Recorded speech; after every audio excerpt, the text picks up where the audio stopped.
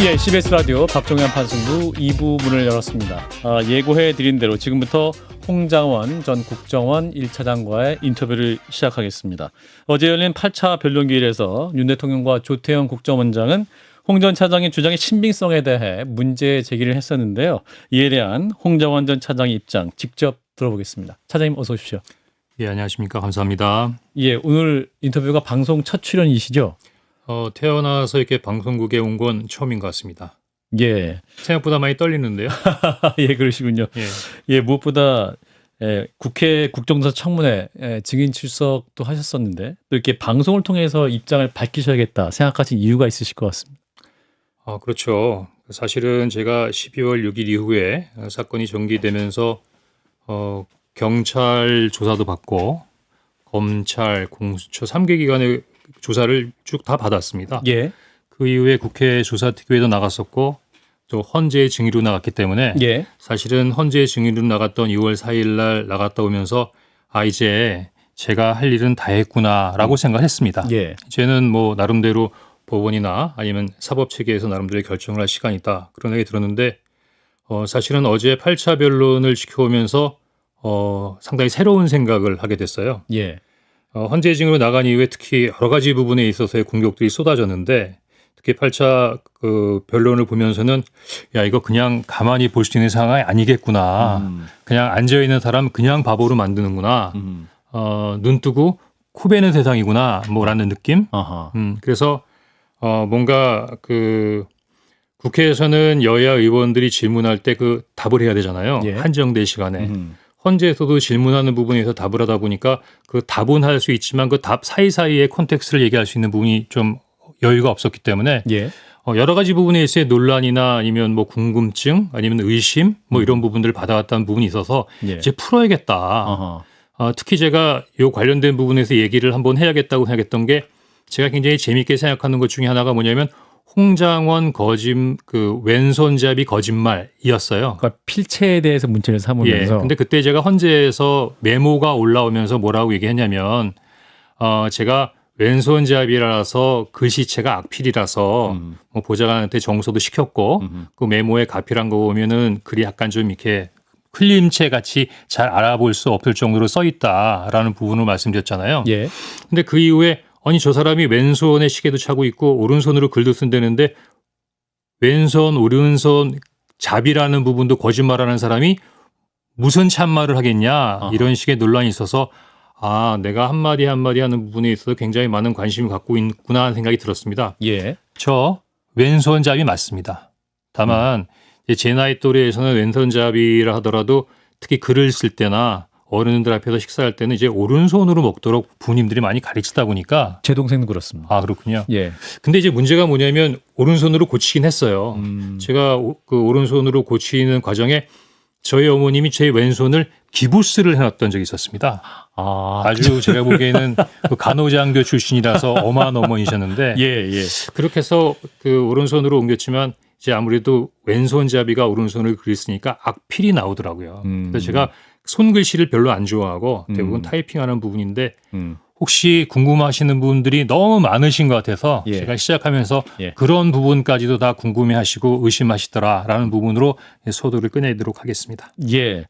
자, 이제 어제 8차 변론기일 일단은 조태영 국정원장과 윤석열 대통령이 이제 차장님 주장이 사실이 아니다라고 적극적으로 반박한 장면을 아마 방송을 통해서도 이제 공개가 됐기 때문에 보셨을 것 같은데 하나하나 좀 짚어볼 수 있으면 좋을 것 같습니다. 일단 대통령이 본인이 반주를 많이 해봐서 아는데 당시 그 12월 3일 날 이제 저녁 8시 22분이었던 것 같아요. 그때 이제 차장님이랑 한두 시간 후에 중요한 얘기 할 거니까 대기하라 하고 또 그날 저녁 10시 53분에 통화를 하죠. 네. 근데 본인이 딱 들어보니까 술 먹은 것 같더라.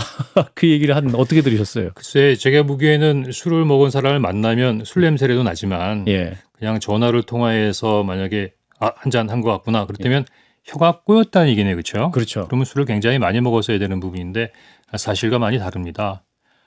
그날 제 일정을 그날 그 대통령께서 전화하신 시간을 보면 저녁 20시 22분에 첫 통화를 할 때 예. 방금 대통령께서 헌재에서 국정원장이 자리에 안 계시니까 네가 직대로서 국정을 잘 지켜라라고 타일르셨다고 하셨잖아요. 맞아요. 예. 그런데 공교롭게도 어제 조태영 원장께서 말씀하시는 거 보면은 20시에 대통령하고 조태영 원장이 통화를 하셨대요. 맞습니다. 그래서 조태영 원장이 여기 관사입니다. 출국하는 미국 대사하고 만찬을 했습니다. 출장은 내일 갑니다라고 말씀을 하셨는데 예. 20시 22분에 저한테 전화하셔서 원장이 없으니까 잘 지켜라. 제가 보기에는 손우 좌우를 좀 약간 혼돈하신 것 같고요. 예. 또 한 가지 그 부분에 대해서 설명을 드린다면 전역을 한 건 맞습니다. 그날 제가 다음 날 해외 출장이 조태영 원장만 있는 게 아니라 저도 있었는데 예.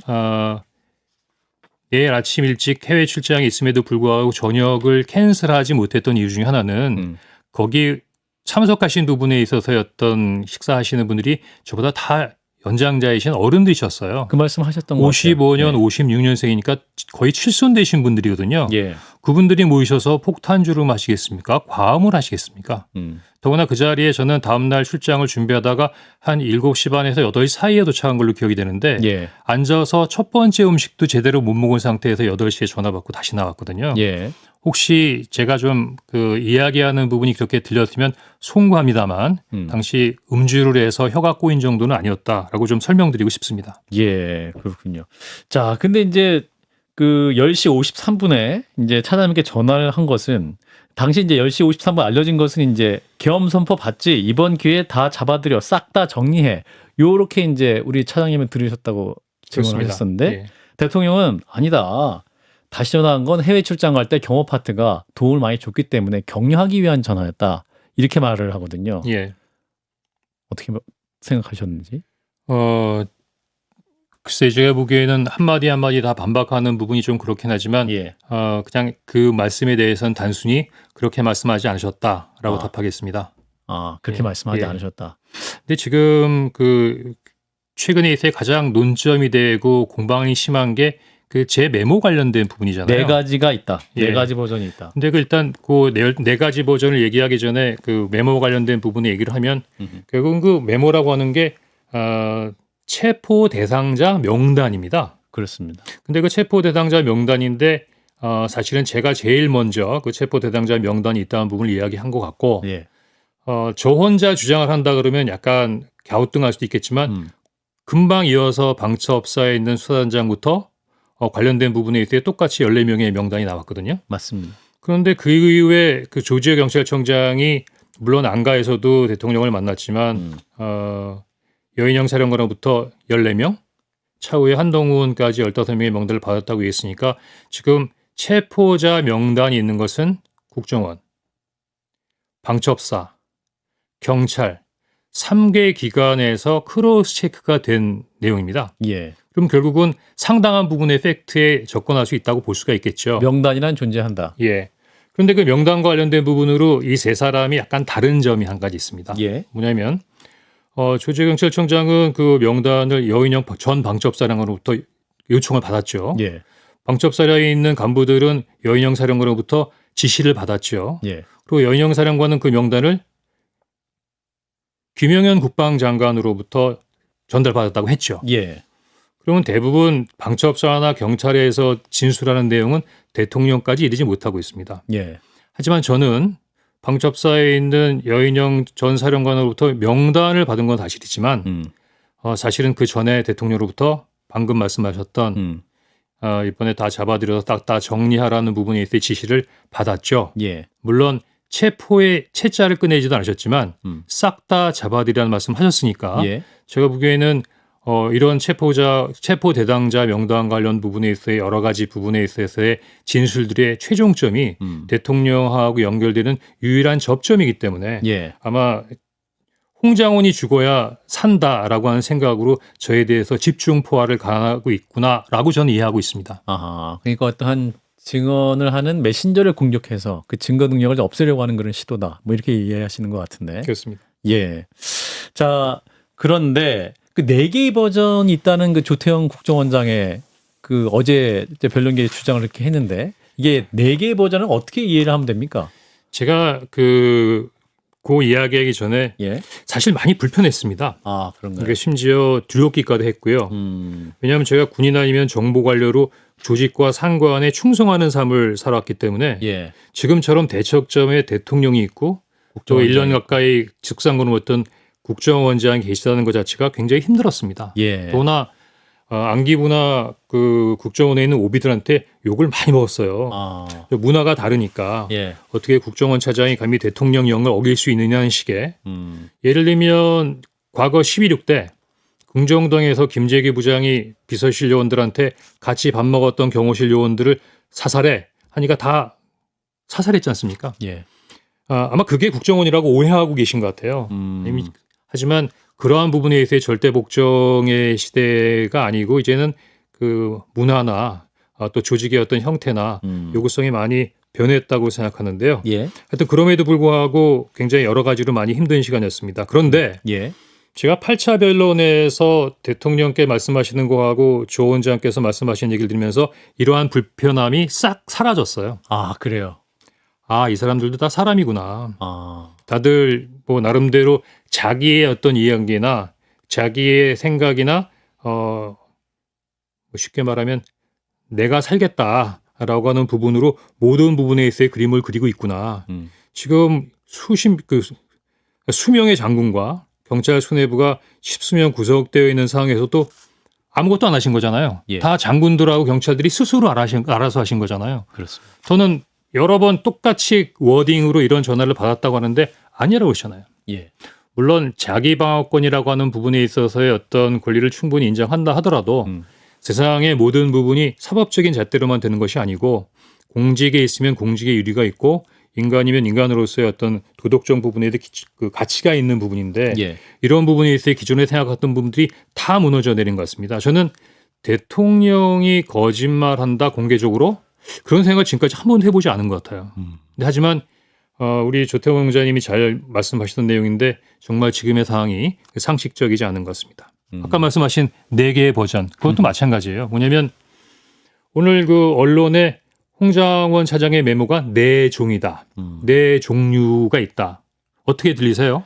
마치 뭐 책이 4권인 것처럼. 마치 다른 내용의 A, B, C, D 버전이 있는 것처럼 느껴지잖아요. 예. 그래서 마치 A, B, C, D 내용을 가지고 장난치는 것처럼 느껴지기도 하고 A, B, C, D로 바꿔가면서 내용 자체가 뭔가 변화된다는 느낌을 주지 않습니까?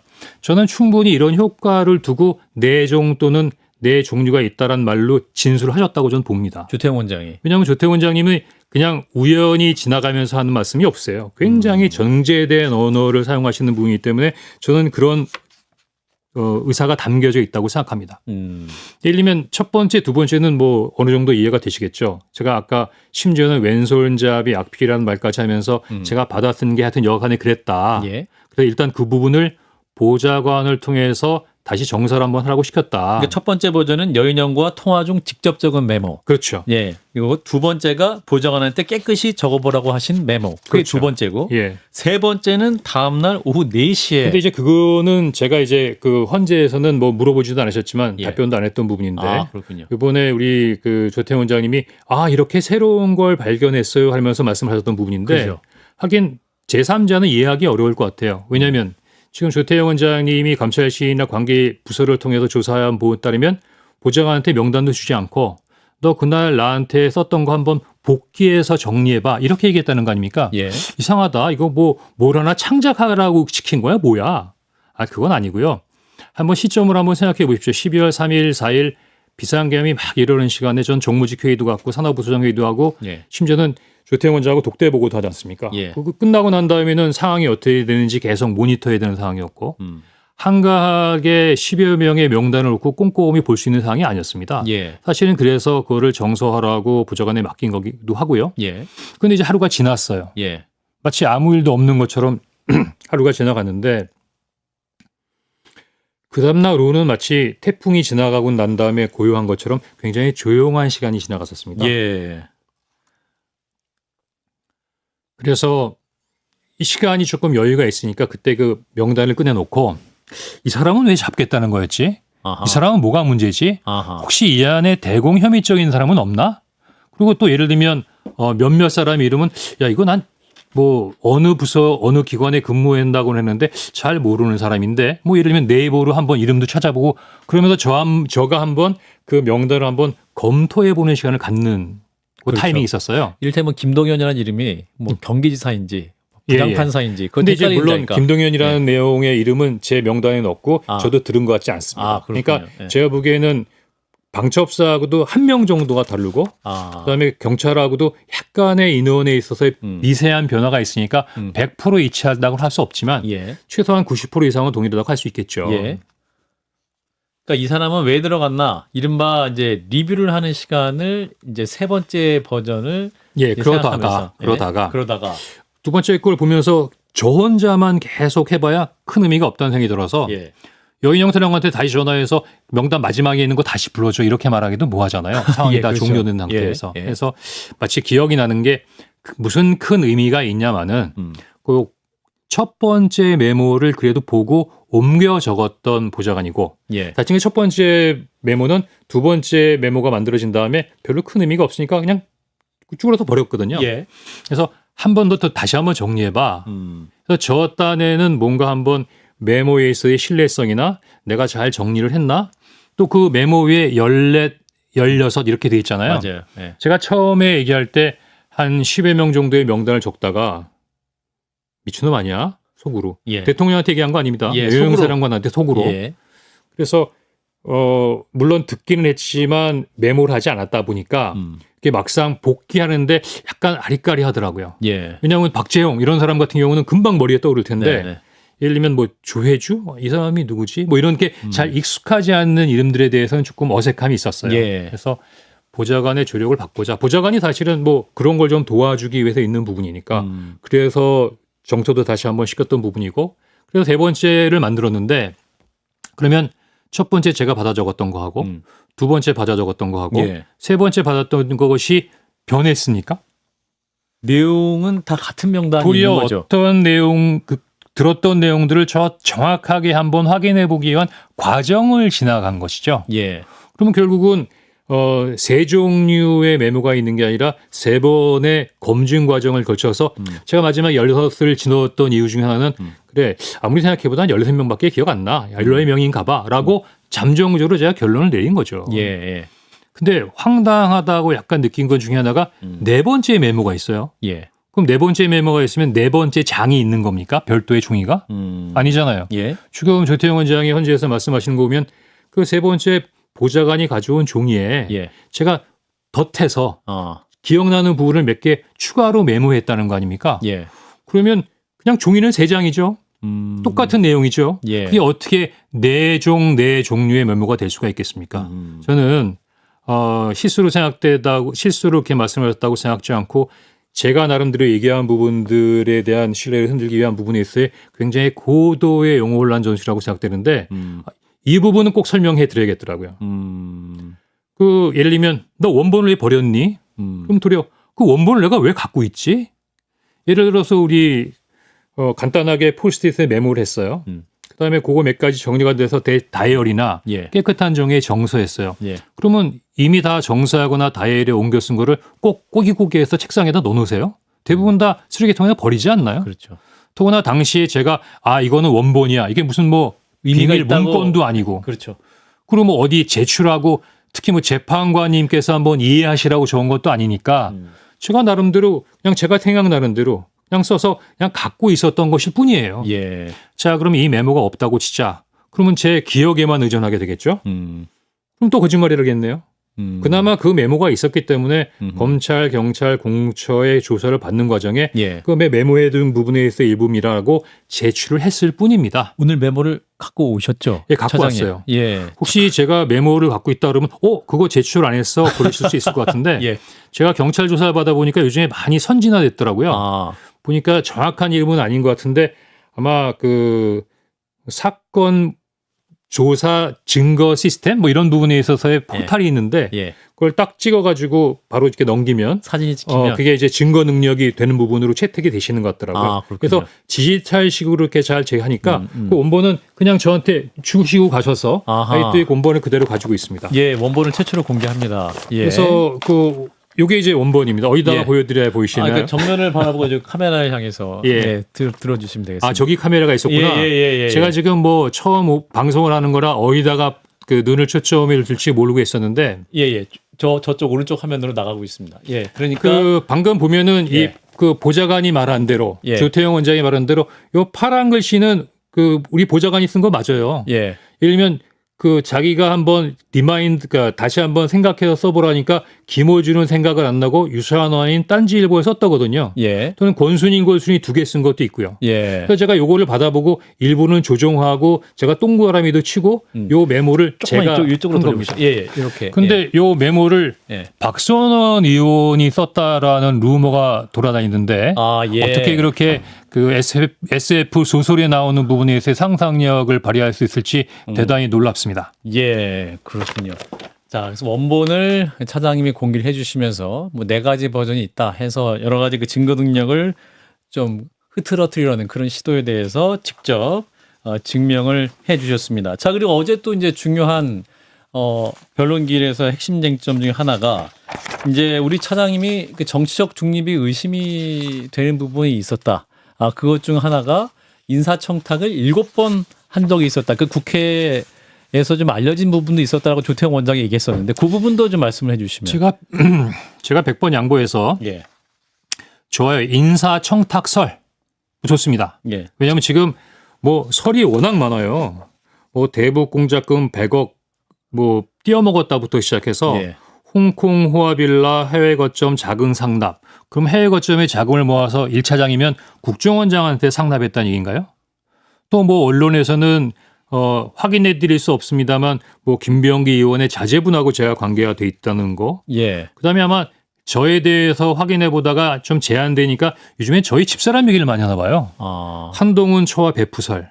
예. 김건희 여사님 모임에 뭐 미술 관련된 모임설.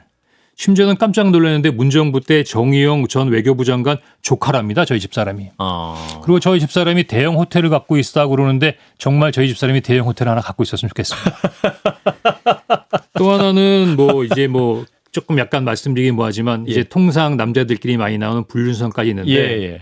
처음에는 조금 놀랐는데 시간이 지나면서 익숙해지더라고요. 그럼에도 불구하고 이번에 나와 있는 인사청탁설은 대부분 아까 4종류의 메모처럼 제가 보기에는 그냥 나온 얘기가 아닙니다. 저는 어떻게 생각하냐면 지금 홍장원이가 민주당하고 관계돼 있다는 부분을 끊임없이 얘기하는 분은 박선원 의원하고 계엄 당일날 예. 문자를 하지 않았냐. 예. 아니 그날 저녁에 제가 문자를 박선원 의원하고만 통했나요? 많이. 아니 했겠죠. 비상계엄이 일어나고 난리가 났는데 예. 제가 알고 있는 지인들은 많이 연락을 하지 않았을까요? 그렇겠죠. 혹시 여당 의원한테는 전화 안 왔을까요? 그러니까요. 그러면 제가 보기에는 통화를 한 거 아닙니다. 통했다고 자꾸 그러는데 통화도 한 것도 아니고 문자를 한 거 가지고 그러는 부분인데 예. 지금까지 박선원 의원하고 제가 뭔가 연결돼 있다는 부분은 그 문자밖에 없어요. 그 다음번에 헌재에서 김 변호사가 저한테 혹시 대북공작금 띄어먹었다는 것 때문에 박선원 의원한테 약점 꼽혀 있지 잡혔냐? 않습니까? 예. 뭐 그렇게 물어봤죠. 예. 제가 보기엔 거기에 대한 새로운 버전인 것 같은데 이번에 그 지난번 정부의 인사청탁한 거를 마치 박선원 의원한테 미루는 것처럼 조태영 원장이 말씀하시잖아요. 예. 제가 깜짝 놀랐어요. 어. 왜냐하면 조태영 원장님이 그 상황을 정확하게 기억하고 계실 거거든요. 마치 박선원 의원한테 그때부터 청탁했기 때문에 너 그때부터 뭔가 잘 알고 꿍꿍이가 있지 않아? 이런 얘기인데 저는 박선원을 정보위 때 의원에 만난 거에 만난 적이 없습니다. 딱 예. 유일하게 한 번 있는데요. 예. 제가 그러니까 영국에서 공사를 할 때 예. 박선원이 특보로 하면서 현지 출장을 할 때 예. 출장으로 오신 특보 박선원을 만나서 그날 저녁에 저녁까지 한번 식사를 하고 예. 필요한 부분의 일정을 좀 지원해 드리는 그게 전부 다입니다. 예. 잘못 짚었고요. 사실은 이게 아니 땡 굴등에 연기 난다고 실제로 이런 일이 있었습니다. 조태영 원장이 얘기한 것처럼 작년 여름에 있는 정보위 때 그때 박지원 의원님이 이렇게 말씀하셨어요. 예. 그때 박지원 본인이 의원님이 SNS에 올렸습니다. 네. 예. 그래서 저한테 그때 손가락을 탁 집으면서 예. 내가 국정원장 할 때 7번 인사청탁한 사람이죠? 라면서 밖에 좀 강하게 말씀하시더라고요. 예. 그래서 제가 누가 7번 인사청탁을 해요? 막 이러면서 좀 약간 대드는 부분으로 얘기했더니 예. 아니 저렇게 얘기하니까 건방지다 그러지 하면서 박지원 의원이 예, 정보위원장한테 저거 사과하라고 해야 되는 거 아닙니까라는 해프닝이 한 번 있었습니다. 예. 박지원 의원이나 박선 의원이나 다 제가 인사청탁했다는 건 아니라고 말씀들 하지 않으셨나요? 예. 근데 이제 어느 분께서 뭐 홍장원이 더 일곱 번 얘기했다고 말씀하시는데 사실 그건 아닐 것 같고 예. 당시만 해도 제가 김태호 안보실 1차장하고 고등학교 동문이다. 또 김영영 경호처장하고 육사 동문이다고 하는 것 때문에 예.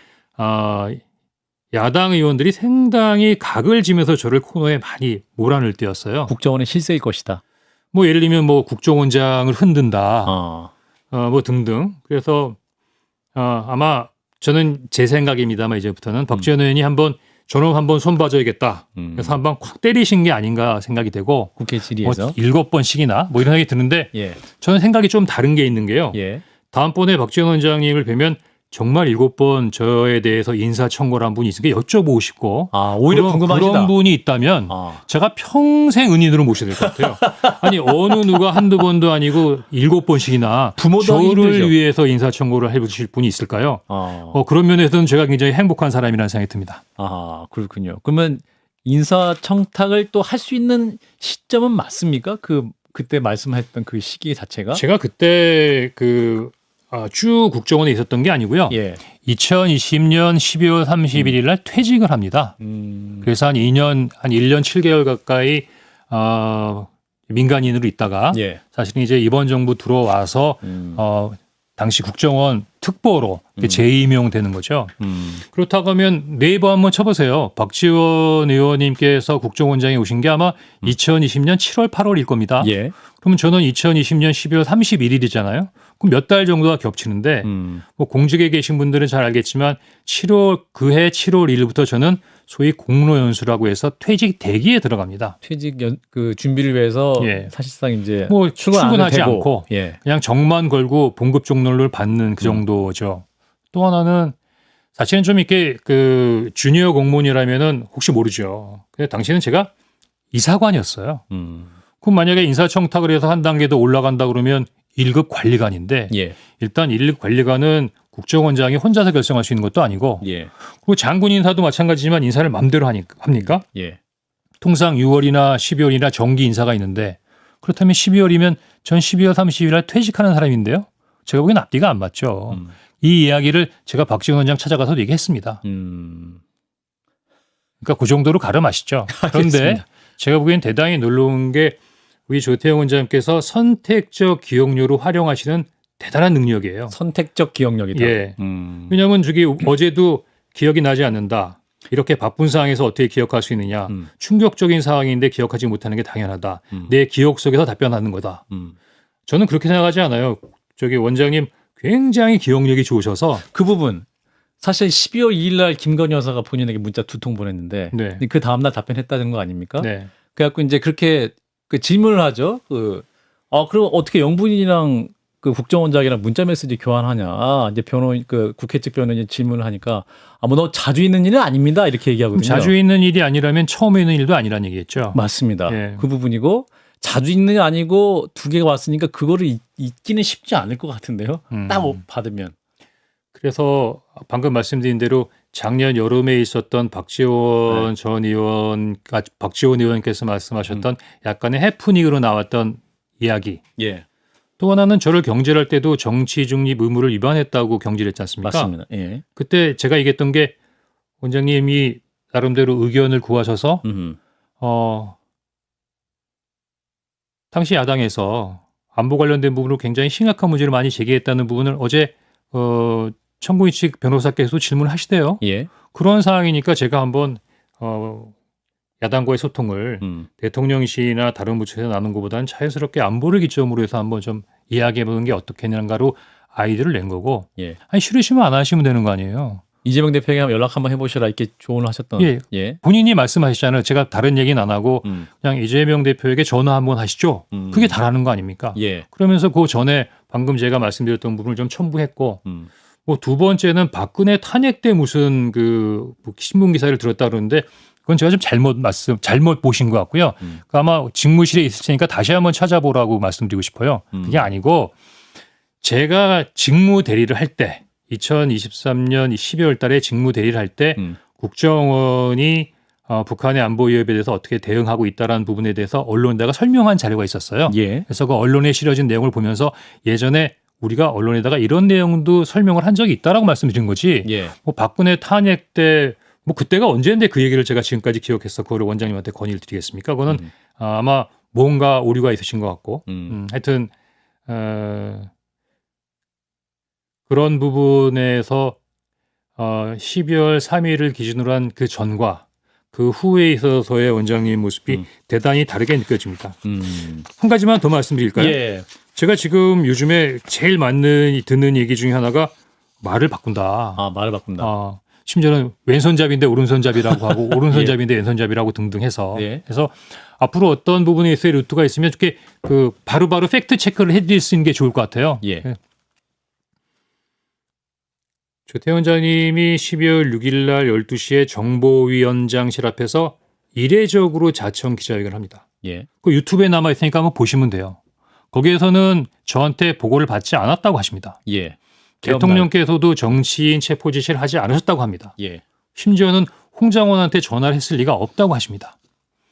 근데 조금 시간이 그걸로 끝나는 게 아니라 그 시간이 지나고 난 다음에 전 직원들한테 명예를 걸고 나는 홍장원한테 보고를 받지 않았다고 서신을 보내셨어요. 국정원 직원들한테. 국정원 전 직원들한테. 아하. 근데 전 직원들한테만 보낸 게 아니라 카톡으로 그 주변에 있는 외교부나 진들한테 다 보내셨어요. 예. 명예를 걸고. 그런데 지난번 국정조사특위에서는 약간 말씀을 바꾸셨어요. 보고를 받긴 받았다. 홍장원 차장이. 예, 대통령한테 전화가 왔다는 얘기는 했다. 근데 방첩사를 지원하라는 얘기까지만 들었다. 이 내용은 저기 유튜브에 다 남아 있으니까 혹시 제 말이 사실일까 싶으면 한번 찾아보시면 돼요. 예. 근데 그 다음날인가 KBS하고 MBC에서 폭로 기사가 나옵니다. 예. 아니 조태용 원장이 경찰에서 조사받아가지고 이재명 한동훈 얘기한 거 들었다고 진술서에 썼다. 예.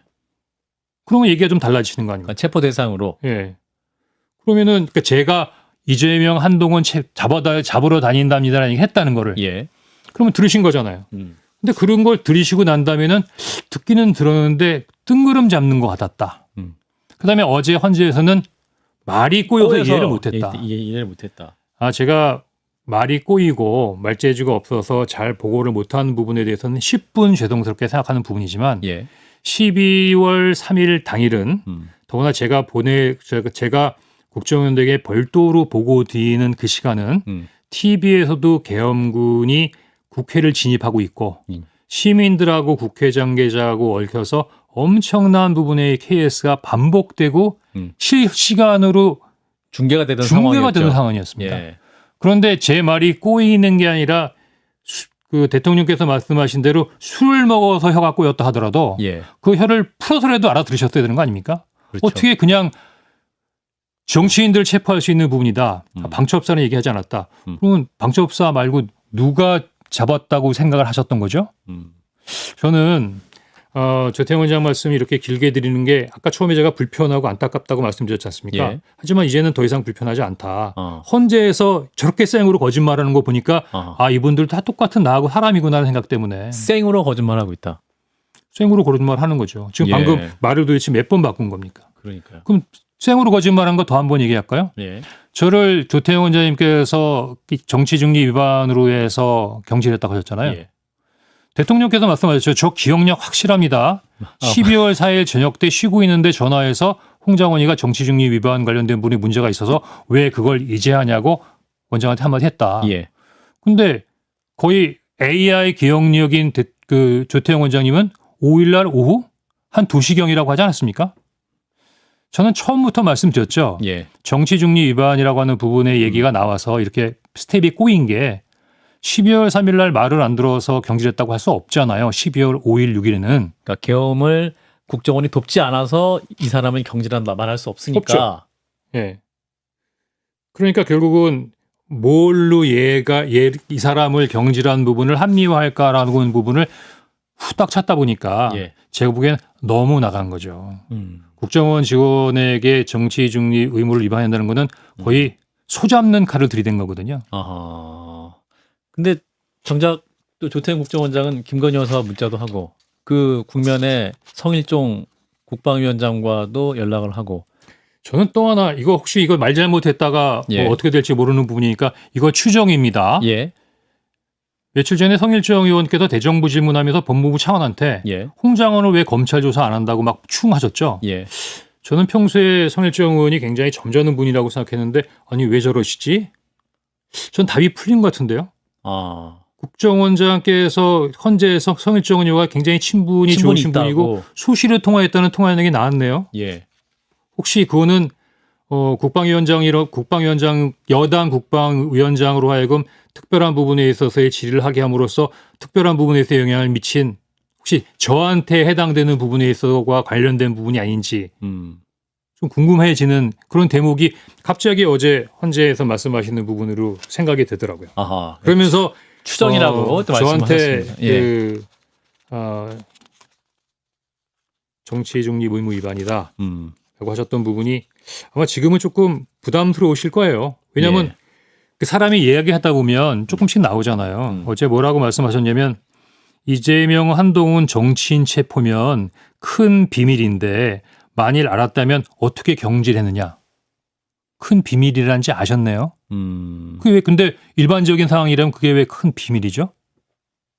그 큰 비밀을 12월 3일 날 저녁에 제가 다 말씀드렸는데. 예. 자, 근데 이런 상황에서 이제 대통령이 지난 6차 변론에서 를 얘기합니다. 12월 6일 홍장원의 공작과 곽종근 특수전사령관의 김병주 TV 출연부터 이 내란 프레임과 탄핵 공작이 시작된 것 같다. 이제 알겠다. 이렇게 진술을 합니다. 탄핵 공작. 그러니까 민주당의 검은 커넥션이 의심된다. 국민의힘 권영세 비대위원장 그렇게 얘기를 하고 있는데. 제가 초반에 말씀을 드렸는데요. 예. 지금 곽종근 특전사령관하고 홍장원 국정원 1차장이 공통점이 있어요. 어떤 공통점? 진술이 일관되다. 대통령으로부터 직접 지시를 받았다는. 다른 사람들처럼 간접 지시를 받은 게 아니라. 예. 그래서 곽종근 특전사령관하고 홍장원 국정원 1차장은 반드시 사실이 아니어야 한다라는 부분에서 편집증이 있으신 것 같아요. 아하. 네. 아, 그런 의미에서 어떠한 증언하는 사람을 공격하고 있다. 예, 저는 그렇게 생각합니다. 아하, 그렇군요. 자, 그리고 이제 그 차장님이 그 12월 5일이었나요? 김태호 1차장과 문자를 교환하죠. 텔레그램 메시지로. 예. 그때 이제 어떤 대통령에게 충원을 해달라고 부탁을 하셨습니다. 근데 제가 느끼는 부분이 있어요. 상황 인식이 좀 많이 달랐던 것 같아요. 저는 계엄 당일날 TV를 통해서 비상계엄을 보면서 깜짝 놀랐던 부분 중에 하나가 뭐냐면 아니 국가안보를 책임지는 국정원이 모르는 그런 비상계엄이 어떻게 일어났나. 비상계엄이 엮고인 전시나 사변에 준하는 사태, 국가안보 관련된 부분에 대한 사항을 가장 첫 번째로 알아야 되는 하는 것은 The First Know는 국정원이죠. 그래서 저는 다른 것보다도 국정원이 뭔가를 놓쳤는가라는 생각이 들었었어요. 예. 그래서 그게 가장 부담스러웠고 그래서 바로 국방부 차관한테도 확인하고 여인영 방첩사령관에도 그때 이미 전화를 했고 예. 다음에 2차장, 3차장하고도 다 통화한 다음에 예. 빨리 부서장들 소집해서 본부로 복귀하는 게 좋겠다라는 얘기를 했었고 예. 그다음부터 이제 국정원장한테 계속 연락을 한 거죠. 근데 그날도 이제는 이해가 되지만 당시로서는 굉장히 급박했던 게 비상계엄의 발효 시점부터 11시 30분에 정무직 회의가 이르기까지 국정원장이 연락이 안 되는 거예요. 나중에 보니까 아마 이제 비상계엄 국무회의에 참석해서 그러신 것 같은데 예. 비상계엄 국무회의에 참석한다는 사실을 통상 가까운 비서들은 알고 있어야 되는데 예. 그 사실을 이제 보안 유지를 하셨죠. 예. 그때 집사람들한테도 얘기하지 말라고 할 정도니까. 그러니까 김건희 여사에게도 10시 23분부터 11시 반까지 한동안 국정원장이 미싱 상태였어요. 아하. 제가 왜 국정원 사라졌다. 관사로 내려가서 거기서 대통령 전화도 받고 여인영 사령관을 통화를 하나 국정원장이 없어서요. 그래서 혹시 저녁에 주무시는데 밑에 직원들이 못 깨워드리는 건가. 그래서 국정원 관사까지 내려갔던 거거든요. 예. 그러면 당시 비상계엄을 느끼는 부분에 대해 저녁 인식은 그렇게 절박했는데 11시 30분에 국정원장이 왔을 때 원장님 비상계엄 어떻게 된 겁니까? 언제 하셨어요? 그런 걸 왜 물어보세요? 제가 보기엔 그때부터 뭔가 시작이 됐던 것 같아요. 그걸 왜 물어보세요라고 답변해요. 어제 헌재에서 그렇게 말씀하셨는데 예. 그러니까 제가 좀 밑에 사람이 언제 알았어요? 이렇게 물어보는 부분이 좀 이렇게 기분 나쁘게 느꼈다. 그래서 이렇게 답변하셨다 그러는데 예. 아니 지금 전쟁 났어요. 음. 지금 전쟁 났는데 원장님 이게 저희들은 아무것도 아는 부분이 없는데 혹시 원장님은 이 상황에 대해서 파악된 게 있으십니까? 그런 얘기 서로 하려고 정무직회 하려고 하는 거 아니었어요? 예. 그럼 방금 말씀하신 대로 김태호 1차장과의 문자. 그런 인식이 있었기 때문에 예. 마음이 급했어요. 예. 그 다음 날도 제가 헌재에서 말씀드렸지만 그 다음 날 다들 아무 일도 없는 것처럼 예. 행동하고 있었지만 예. 저는 그렇지 않았다니까요. 헌재도 똑같이 말씀드렸지만 저는 군이 안정화가 안 됐다고 봤습니다. 예. 그렇군요. 그 굉장히 우려가 컸잖아요. 지금은 뭐 사령관들이 뭐 절대 안 그렇습니다. 그러면 1차 군사 개입하러 나올 때는 그러면 뭐 마음 먹고 나온 거예요? 군인이라고 하는 게 위의 지시나 상황에 따라서 자기의 행동은 뭐 결국은 복종이라는 형태로 나타날 텐데. 예. 그래서 첫 번째로 군에 대해서 상당히 우려한 마음이 컸고 우려라는 건 2차 계엄에 대한 우려였습니까? 2차 계엄 그때 제가 뭐라 그러냐면 2차 계엄까지 어떻게 할지 모르겠지만 하여튼 2차 계엄을 유발할 수 있는 2차 군사 개입이 있을 수 있다. 아하. 근데 지금 이 시점에서는 그런 부분은 그 전에 우려였고 예. 뭐 정보기관 요원으로서 이제 시나리오를 상상하는 부분이니까 여러 가지 부분에서의 워스 시나리오를 고려할 수 있었겠죠. 예. 두 번째는 자 이제 어떻게 될 건가 하는 부분이 제일 걱정이었어요. 그래서 제가 원장님한테도 사실 진심으로 그 대통령실이나 대통령께서 직접 못 나실 테니까 그래도 국정원장 정도의 직위 계신 분이 나셔서 야당하고도 좀 소통을 해서 이 부분을 좀 위기를 좀 약간 소화하는 부분을 갔으면 좋겠다라는 바람으로 말씀드렸던 거거든요. 예.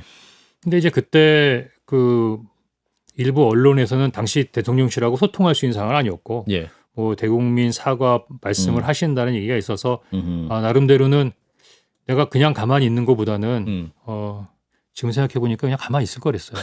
네. 그때는 제가 보기에는 조금 제가 뭔가 예. 약간 그 당시상에 대한 인식에 대한 어떤 약간 놀라움이나 예. 약간 흥분된 상태이기 때문에 지금 같으면 그냥 가만히 있었을 걸 뭔가 해보겠다고 뭐 나름대로 원장님한테도 건의도 하고 김태호 차장 통해서 대통령께 뭔가 말씀 드리려고도 하고 뭐 했던 것 같습니다. 예. 그러니까 지금 대통령은 탄핵 공작, 홍장원의 탄핵 공작이 시작됐다고 얘기는 하지만 사실은 차장님은 12월 5일에도 다행히 국민의힘에서 탄핵 반대 당론이 나왔기 때문에 지금 사과를 진심으로 하면 어떤 정치적으로 대통령이 현재까지 이르는 그런 탄핵 국면에 이르지 않을 수 있다는 판단을 하셔갖고 조언을 했던 거고 이런 상황 오기를 원하지 않으셨던 거죠.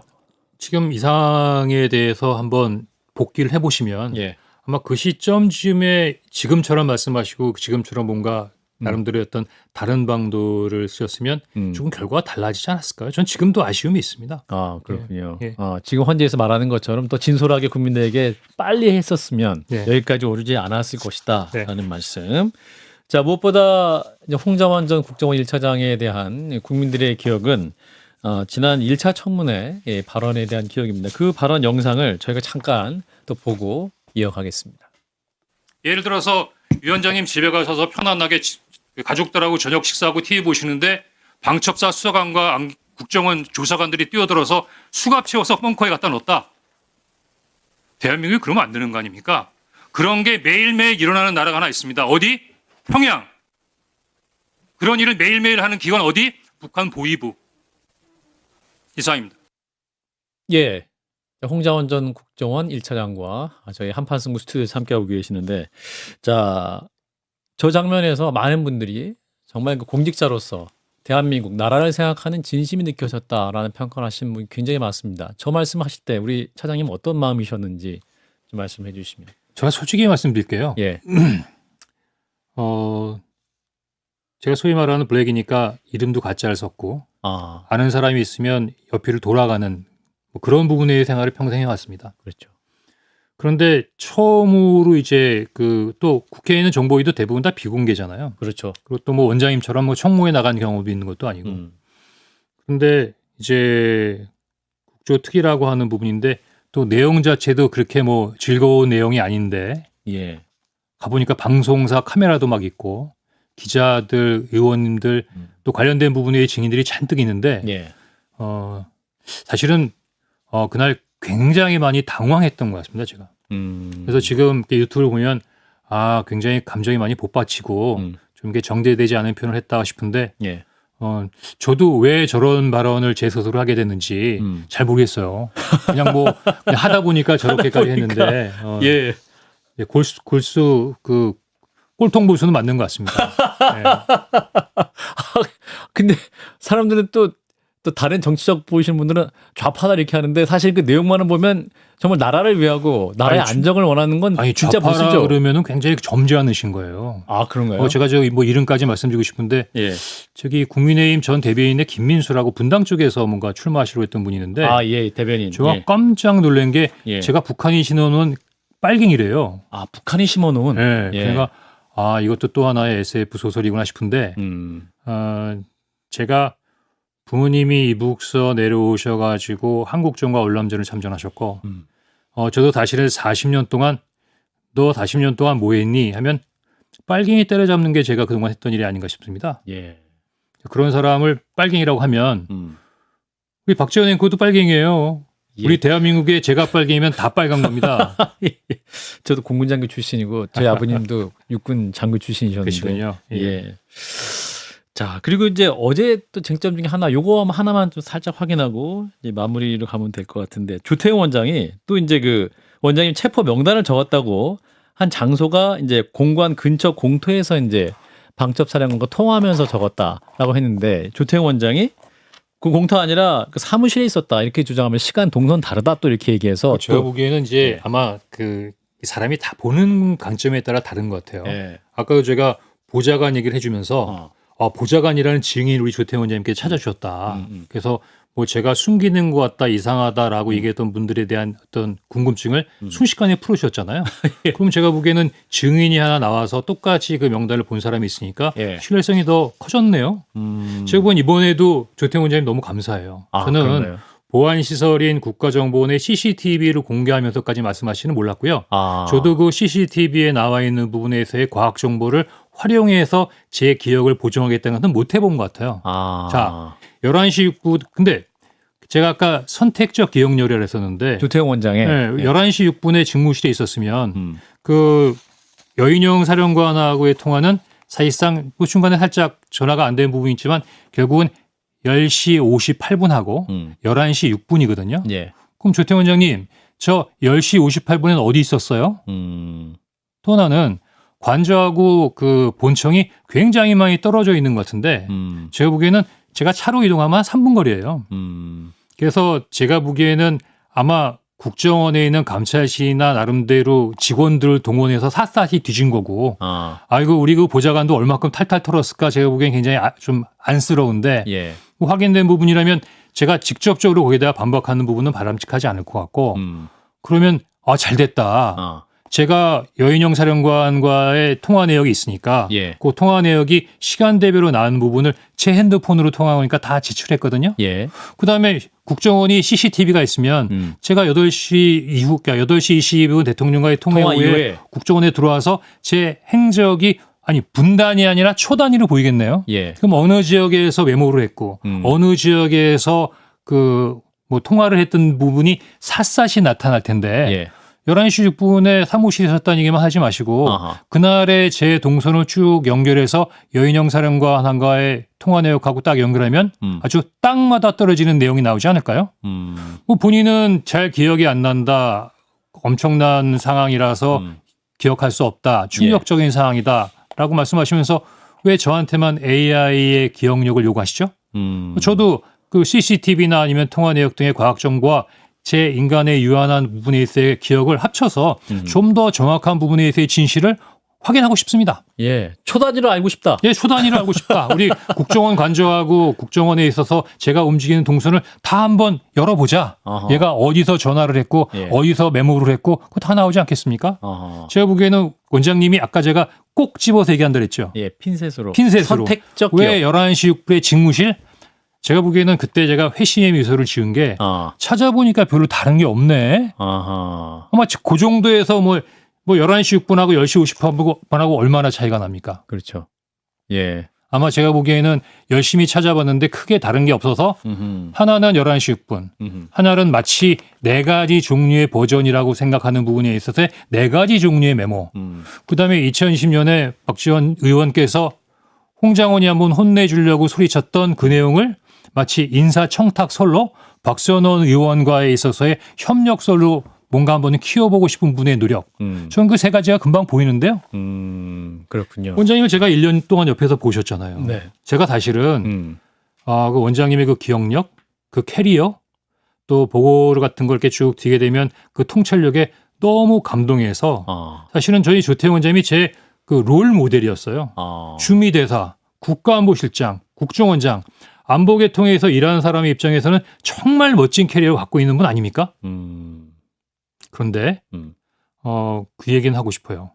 이번에 장난으로 아니면 보여주기로 그냥 한번 겁주기 위해서 한 비상계엄 상황에서도 이렇게 하는데 진짜로 전쟁 나면 혹시 그 서울의 봄처럼 예. 미국 대사관으로 가시는 거 아니에요? 그 서울의 봄 영화의 국방장관이 미국 대사관으로 가시잖아요. 예. 조금 과했나? 당시에 보였던 모습은 정말 책임 있는 모습은 아니었다. 이런 말씀이고. 자, 이제 오늘 보도가 나왔는데 다음 주 20일이죠. 10차 변론길까지 잡혔고 네. 우리 차장님도 한덕수 총리, 그 조지호 경찰청장과 함께 또 추가 증인으로 채택이 되셨습니다. 참석하실 예정입니까? 제가 보기에는 이 상태에서 만약에 제가 참석하지 않는다 그러면 예. 뭐 무슨 일이 일어나겠습니까? 예. 물론 우리 같이 오랜만 처음 만나서 예. 하지만 그 유튜브나 방송을 통해서 워낙 나뉘어서 얘기하는 과정에서 굉장히 친근감이 많이 느껴지는데 예. 보니까 저도 사람이죠. 예, 맞습니다. 전 조태용 원장님처럼 머리 좋은 사람이 아닙니다. 예. 그러니까 예를 들면 그냥 저작거리의 술상무 아니면 해결사 뭐 골목길에 있는 골목대장 이렇게 한 30년 국정원에서 살아왔던 것 같아요. 주로 해외에서. 어떻게 보면은 뭐 대사관에 있는 증명도 없이 예. 그냥 반바지에 쓰리에빠 신고 아마 제가 홍콩에 있는 시장터에 있는 모습을 만약에 상상하셔서 보셨다면 아마 전혀 기억나지 않으실 거예요. 그런데 뭐 헌재에서 그렇게 채택이 됐다고 하니 뭐 절대로 참석하지 않겠다라고 하지 않을 것이고 예. 제가 이번에 굉장히 충격적인 부분에 있어서 또 하나의 부분이 그 저희 아버님 황해도 분이거든요. 예. 아버님이 매일 조선일보만 보셨어요. 저도 조선일보 보기 때문에 2대째 구독을 하고 있습니다. 예. 그런데 우리 대조선일보가 오늘 조선일보 사설에 홍장원 메모 작성 시간 장소 모두 거짓. 모두 거짓? 11시 6분에 직무실에 있었다. 11시 6분에 관저에 있었다. 이 부분에 착오가 있으면 모두 거짓입니까? 사람이 장소와 시간을 완전히 틀린다는 것은 이상하다. 메모 내용 자체도 의심받을 수밖에 없다. 홍 전 차장 메모의 진위를 밝혀야 한다는 내용을 사설로 쓰셨어요. 예. 지금 읽어주고 계셨습니다. 예. 예. 저 아까도 얘기했죠. 좀 다른 면으로 본다고요. 저 굉장히 대단한 사람 됐나 모양이에요. 대조선일보의 사설에 예. 홍장원이라는 이름으로 사설을 쓰셨어요. 이거 돌아가신 아버님이 같이 보시면 너 굉장히 큰일을 했구나라고 칭찬해 주실 것 같습니다. 예. 자, 예. 다음 주 10차 변론길도 이제 증인으로 출석하실 예정인데 사실은 지난 출석하실 때 이제 대통령 측 변호인의 어떤 신문 그 부분을 보면서 이제 검사로 취조받는 느낌을 좀 받으셨던 것 같아요. 어떠셨어요? 당시? 제가 검사한테 취조받았고 경찰에도 취조받았잖아요. 예. 근데 증인은 그렇게 하는 거 아닌 줄 알았어요. 그러나 그 예. 재판정이라서. 예. 근데 조금 의욕이 강하신 거겠죠. 의욕이. 뭐 예. 이해하는 부분이 있지만 예. 좀 약간 어떻게 보면 저를 자극해서 약간 좀 이렇게 슬립통에 말을 좀 실수하게 하려고 그러시는 걸 수도 있고 했는데 예. 하여튼 그분에 있어서의 압박이 뭐 심리적으로 충분히 압박이 됐다라는 부분을 말씀드리겠습니다. 그분이 좋아하시겠죠. 본인이 심리적 압박을 했는데 예. 본인이 심리적 압박을 받았다고 하니까. 예. 예.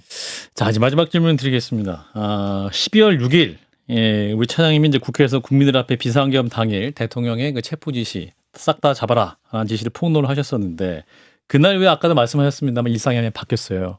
바뀌셨는데 다시 작년 12월 6일로 돌아가면 어떻게 말씀하시겠습니까? 똑같이 증언을 하시겠습니까? 그럼 12월 6일이면 그 정보위 말씀하시는 맞습니다. 건가요? 예, 아까 네. 화면에 봤던 그 장면. 그러니까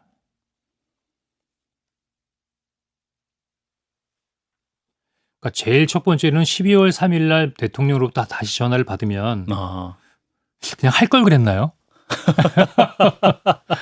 그냥 뭐 그 국정원이 그런 능력이 있습니까라고 자꾸 말씀하시는데 예. 뭐 예를 들면 호랑이가 이빨은 빠졌더라도 발톱이야 있겠죠. 제가 보기엔 그렇게 근본적으로 폄하하는 부분에서는 뭐 동의할 수가 없고 하여튼 제가 보기에는 제 메모가 어떻게 됐고가 중요한 게 아니고 예. 그다음에 14명, 16명이 중요한 게 아니고 이제 자꾸 다리 아니라 손가락을 보는 방향으로 여론을 몰아가는 것 같아서 안타까운데 예. 이제는 조금 한 템포 뒤로 물러서서 아마 이제 20일 날 제가 마지막으로 아마 그 헌재 변론을 나갈 것 같은데 예. 이제는 우리 뭐 예. 제가 감히 국민 여러분이라고 말씀드리지 않고 우리가 좀 이제는 약간 큰 시각으로 봐야 될 것 같아요. 예. 이제 우리 대한민국 어떡하죠? 우리가 어떻게 가야 되죠? 지금 뭐 체포자 명단이나 국가의 난입하는 이런 사항들을 경험하면서 우리 민주주의가 그동안 많이 성숙해 왔던 것 같은데 우리가 이제 잘 살고 있는 것 같은데 우리도 뭔가 나름대로 그동안 챙기지 못하던 부분에 피폴이 있구나라고 느끼면서 우리도 뭔가 이러한 반성과 교훈 속에서 뭔가 나름대로 이제 대한민국에 나가야 될 미래 방향에 대해서 관심을 가져야 될 시점이 아닌가라고 생각됩니다. 그리고 한 가지, 예.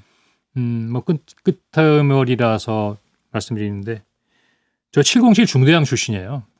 예. 제가 사실은 80년대 707에서 특전사에서 중대장을 했기 때문에 제 부하 중에 광주에 갔다 온 사람들이 있었습니다. 그 사람들이 나이를 먹으면서 얼마나 큰 트라우마로 나이가 들어가는가 하는 부분을 제가 지켜봤던 적이 있기 때문에 어쩌면 이번 사건에 훨씬 더 예민할 수도 있었을 거예요. 아, 이 부분은 언론에 처음 말씀하시는 예. 것 같은데요. 그런데 저는 뭐 지금 장군님들이나 사령관님들이 중요한 게 아니고 707 요원들은 그날 지시를 받았을 거 아니에요. 헬기에 탑승해. 그 헬기에 탑승해 할 때 국회에 간다고 알려주지 않았다는 거 아닙니까? 맞습니다. 그 아마 특전요원 한 사람은 무기를 가지고 탄을 싣고 공격용 헬기에 오를 때 야, 드디어 우리가 작전을 하는구나. 평양에 내릴 수도 있구나라는 생각으로 탑승하지 않았겠습니까? 맞습니다. 무슨 뜻이냐면 내가 돌아오지 못할 수도 있어. 내가 전투에 나가는 거야. 작전으로 나가는 거야.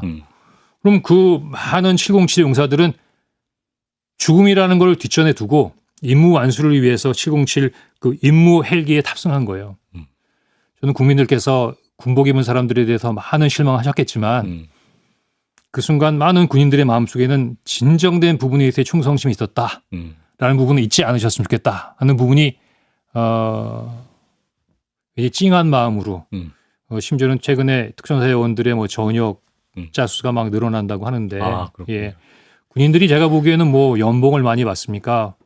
마음이 편하고 몸이 편합니까? 제가 보기에는 어떻게 보면은 그런 군인들의 마음속에서는 국민들의 지지, 응원, 지나갈 때 어이구 고생해요 하는 그 말 한마디로 결국은 군대 생활을 하는 건데 하는 안타까운 부분이 드는데 제가 헌재 갔다 오면서도 마지막에 나와서 그런 말씀 있습니다만 하여튼 여간에 이렇든 저렇든 빨리 합리적이고 정상적인 부분으로 문제를 해결하고 우리가 이제 갈 길을 가야 되지 않겠습니까? 예. 하는 생각이 듭니다. 오늘 처음 출연해서 약간 오버했던 것 같습니다. 말도 많이 하고 하여튼 저기 실수가 많이 있었던 것 같은데 하여튼 좀 귀엽게 봐주십시오. 예, 마지막 말씀이 참 가슴에 와닿습니다. 육사 출신으로서 저도 이 공군장교 출신으로서 또 우리 국군의 명예를 마지막에 지켜주신 것 자체 또 대신해서 감사드린다 말씀을 드립니다. 오늘 말씀 여기까지 듣겠습니다. 홍장원 전 국정원 1차장